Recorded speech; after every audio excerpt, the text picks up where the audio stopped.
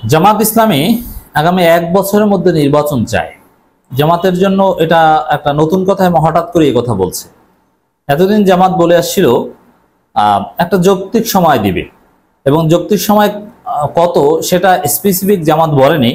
বিএনপিও যৌক্তিক সময়ের কথা বলেছে, বিএনপিও টাইম ফ্রেমিং বলেনি। তবে আমরা বিএনপির হাইকমান্ডের সাথে বা স্থায়ী কমিটির বেশ কয়েকজন সদস্যের সাথে আলাপ করে, জামাতের নির্বাহী পরিষদের বেশ কয়েকজন সদস্যদের সাথে আলাপ করে মোটামুটি এরকম একটা তথ্য আপনাদেরকে দিয়েছিলাম যে বিএনপি জামাত 2-3 বছর দিতেও আপত্তি করবে না, আর বিএনপিও কমপক্ষে 2 বছর তো মেনে নিবেই, তবে 2 বছর 3 বছর পর্যন্ত হতে পারে।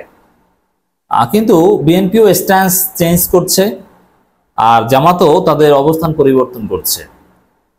এটা খুবই তাৎপর্যপূর্ণ। জামাত যেটা বলছে আপনাদেরকে শোনাতে চাই দর্শক। 1 বছরের মধ্যে নতুন নির্বাচন দিন, অধ্যাপক Mujibur Rahman. This is significant. তো জামাত এখন 1 বছরের মধ্যে নতুন নির্বাচন চায়, অথচ জামাত 3 বছর পর্যন্ত সরকারকে সময় দিতে ভিতরে ভিতরে প্রস্তুত ছিল। বিএনপি 2 থেকে 2.5 বছর সময় দিতে প্রস্তুত ছিল। তো এখন হঠাৎ কেন 1 বছরের মধ্যে নির্বাচন চায়? এর অনেকগুলো কারণ আছে। দিন যত যাচ্ছে এই সরকারের মধ্যে আওয়ামী প্রেতাত্মা বা শাহবাগী প্রেতাত্মাদের মুখোশ উন্মোচন হচ্ছে, এবং এই সরকারের উপদেষ্টারা বিতর্কিত কাজ করেছে। তারা আওয়ামী লীগের লোকজনকে বিভিন্নভাবে পুনর্বাসন করেছে। যেমন শিল্পকলা একাডেমির মহাপরিচালক একজন পিওর আওয়ামী লীগের দালাল, হাসিনার দালাল, মুজিবের লোক, তাকে নিয়োগ দেওয়া হয়েছে। এটা জেনে শুনে সরকারের উপদেষ্টার নেতৃত্ব হয়েছে আসিফ নজরুলের নেতৃত্বে। এছাড়া ডিসি নিয়োগের ক্ষেত্রেও সেম তুলকামাল কাণ্ড। সেই আওয়ামী লীগ, ছাত্রলীগ বা আওয়ামী লীগের আমলে সুযোগ সুবিধা পাওয়া আমলারা ডিসি নিয়োগ পেয়েছিলেন, আবার সেটা পরবর্তীতে বেশ কিছু নিয়োগ বাতিল করতে হয়েছে। মানে বিভিন্ন ক্ষেত্রে আওয়ামী লীগকে পুনর্বাসন করার একটা চেষ্টা চলছে, ষড়যন্ত্র চলছে। এর মানে এই সরকার পুরোপুরি আওয়ামী লীগ মুক্ত করতে এখন পর্যন্ত যতটুকু দায়িত্ব পালন করেছে ব্যর্থ হয়েছে। এর মানে সামনে এছাড়া আরো দেখেন যে আওয়ামী লীগের লোকজনকে গ্রেপ্তার করা হচ্ছে না, খুব কম। এতদিনে কমপক্ষে 5000 আওয়ামী লীগকে গ্রেপ্তার করা প্রয়োজন ছিল, অথচ 200 হয়েছে কিনা সন্দেহ আছে। সিনিয়র নেতাদের একেবারে অল্প কিছু গ্রেপ্তার করা হয়েছে। ওবায়দুল কাদের বা বড় বড় রাঘব বোয়াল্লা কোথায়, কোনো খবর নেই। এমনকি হাসান মাহমুদকে নাকি বেলজিয়াম পালিয়ে যেতে দেওয়া হয়েছে। আরাফাত গ্রেপ্তার হয়েছে, খবর বেরোলো সে আরাফাতের কোনো খোঁজ নেই। মানে এই বিষয়গুলো সন্দেহের তৈরি করেছে। মানে এই সরকার জনগণকে স্বস্তিতে রাখতে পারেনি, অ্যাটলিস্ট আওয়ামী লীগের ষড়যন্ত্রের বিরুদ্ধে।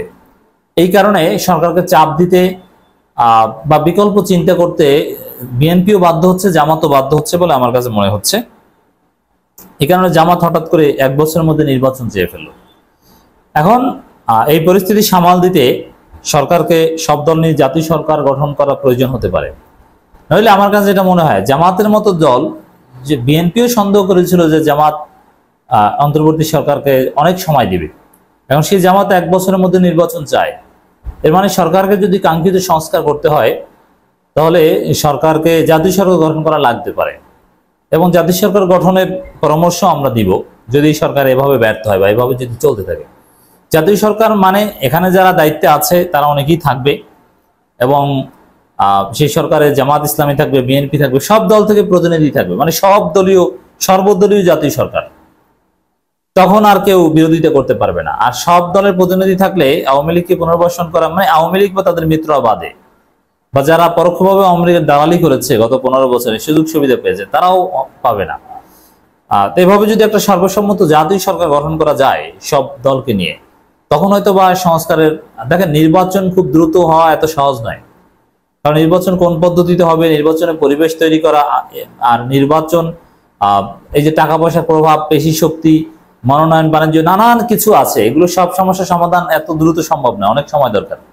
তো তাতে আসলে অনেক সময় দরকার। 3 বছরের আগে আমরা যেরকম ইউরোপ আমেরিকার স্টাইলে যে নির্বাচন চাই পুরোপুরি প্রভাব মুক্ত, সেটা আসলে সম্ভব নয়, 3 বছর লাগবে। এজন্য জাতীয় সরকার গঠন করা প্রয়োজন হতে পারে। আর গঠন বিকল্প এটা সরকারের কাছে চিন্তা আছে। যদি রাজনৈতিক দলগুলো সবাই প্রেশার ক্রিয়েট করে, তখন সব দল থেকে প্রতিনিধি নিয়ে একটা জাতীয় রূপ দেওয়ার চিন্তা ভাবনা সরকার করতে পারে, অন্তর্বর্তী সরকার। ডক্টর ইউনূসই প্রধান থাকবে। We trust in doctor Yunus. Definitely doctor ইউনূসের চাইতে যোগ্য কেউ নেই। 1 বছরের মধ্যেই সরকারকে সংস্কারের কাজ শেষ করে একটি নির্বাচনের ব্যবস্থা করতে হবে, কথা বলেছেন বাংলাদেশ জামাত ইসলামের নায়েব আমির অধ্যাপক মুজিবুর রহমান। মানে এটা হচ্ছে যে আমাদের এখন নতুন স্ট্যান্স। তাহলে জামাতে যদি 1 বছরের মধ্যে নির্বাচন চায়, তাহলে বিএনপি তো 6 মাসের মধ্যে নির্বাচন চাইবে। একটা প্রোগ্রামে এই কথা বলেন, তিনি বলেন বেশি সময় নয়, বেশি সময় নিলে মানুষের একটা ক্ষমতার স্বাদ এসে যায়। অতীতে দেখা গেছে এ ধরনের শক্তি যখন ক্ষমতায় যায়, ক্ষমতার স্বাদ যখন পেয়ে যায়, তখন আর ক্ষমতা ছাড়তে চায় না, নতুন নতুন দল তৈরি করে ক্ষমতা আগলে ধরার চেষ্টা করে। দ্রুত নির্বাচন চাওয়ার জন্য এই যে শিক্ষার্থীদের একটা রাজনৈতিক দল গঠনের প্রক্রিয়া, স্টেট স্পন্সর্ড, এটাও জামাত সন্দেহ করছে, হয়তো এটাও একটা কারণ দ্রুত নির্বাচন চাওয়ার।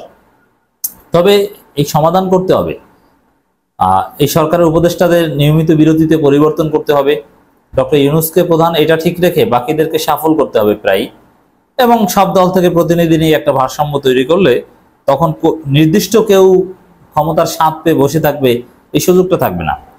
মুজিবুর রহমান বলেন, যারা ভেতরে আল্লাহর ভয় আছে যার ভেতরে, সে ব্যক্তি শিক্ষক, যার ভেতরে ভয় নেই তিনি শিক্ষক নন। নবী সাল্লাল্লাহু আলাইহি ওয়াসাল্লাম বলেছিলেন, মানুষের চরিত্রে পূর্ণতা দিতে যার ভেতরে নৈতিকতা নেই সে পশু। পুলিশের সাবেক আইজিপি বেনজির আহমেদের কত ডিগ্রি ছিল, অথচ তিনি বলেছিলেন দেখা মাত্র এগুলি করতে হবে, কিন্তু সেই ব্যক্তি পালিয়ে গেছেন। চরিত্রহীন মানুষ পশুর সমান, জনগণ ট্যাক্সের টাকা দিয়েই চরিত্রহীন মানুষ গড়ার কোনো দরকার নেই। শিক্ষকদের একটা প্রোগ্রামে এই কথা বলেছেন অধ্যাপক মুজিবুর রহমান। এখানে আরেকটা আলোচনা আমরা তুলতে চাই, এটা জামাতের এই শিক্ষক প্রোগ্রামে জামাত তুলতে পারত। হ্যাঁ, অনেক দালাল শিক্ষককে ঘাট ধরে পদত্যাগ করানো হয়েছে, এটা খুবই ভালো, আমরা এটাকে অ্যাপ্রিসিয়েট করি। কিন্তু দালাল প্রশাসক, দালাল আমলাদের কয়জনকে ঘাট ধরে পদত্যাগ করানো হয়েছে? এর মানে কি শিক্ষকরা তাদের ওই অর্থে পাওয়ার কম? হ্যাঁ, দালালি করে তাদেরও পাওয়ার ছিল, কিন্তু তারা ওই অর্থে তো দুর্বল আমলাদের তুলনায়, এই কারণে তাদেরকে ঘাট ধরে পদত্যাগ করানো সহজ হয়েছে। আর ইউএনও, ডিসিএসপি এদেরকেও অনেককে ঘাট ধরে পদত্যাগ করানো হয়েছে, কিন্তু অনেককে পদত্যাগ করানো সম্ভব হয়নি, কিন্তু শিক্ষকদের তুলনায় অনেক কম। মানে এই ডিসক্রিমিনেশন চলবে না, যেই দালাল তাকেই ঘাট ধরে পদত্যাগ করাতে হবে, এটা এখনো চালিয়ে যেতে হবে। শিক্ষকদের চাইতে আমলা বা পুলিশ বা এদের উপর বেশি নজর রাখতে হবে, শিক্ষকদেরকেও ছাড় দেওয়া যাবে না, কারণ এরাও অনেক অবিচার করেছে, এরা হাসিনার ভয়ানক দালালি করেছে। কিন্তু পুলিশ আমলাদের আরো বেশি পরিমাণ ঘাট ধরে লাথি দিয়ে পোশাক খুলে তারপরে থানা থেকে বের করে দিতে হবে বা চাকরিচ্যুত করতে হবে। শিক্ষার্থীদের যে এই অ্যাকশন, এটা শিক্ষকদের চাইতে অন্যান্য সেক্টরের লোকজনের উপর বেশি হওয়া উচিত বলে আমরা মনে করি। এই আলাপটা আমরা তুললাম। নির্বাচনের জন্য কেয়ারটেকার সরকার অধীনে একটা নির্বাচন ব্যবস্থা করতে হবে। নির্বাচিত সরকার এসেই জনগণের উপযোগী শিক্ষা ব্যবস্থা কায়েম করবে।